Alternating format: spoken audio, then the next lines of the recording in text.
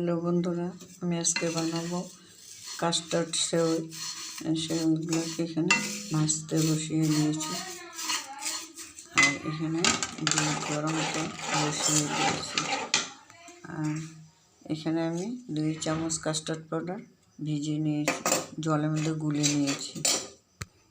এটার মধ্যে আমি এখন অল্প হাফ কাপ মতো দুধ দিয়ে দেব, বেশি না, অল্প দিয়ে একটু ভিজে ভিজে করে নেব।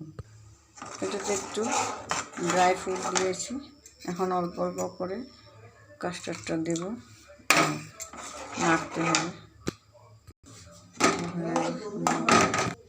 এটাতে 1 লেয়ার সেওই দিয়েছি, এখন 1 লেয়ার এটা দেব।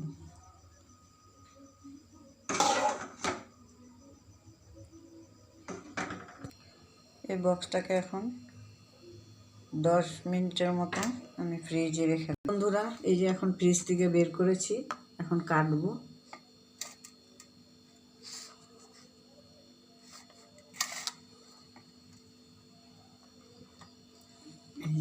এক পিস বের করেছি।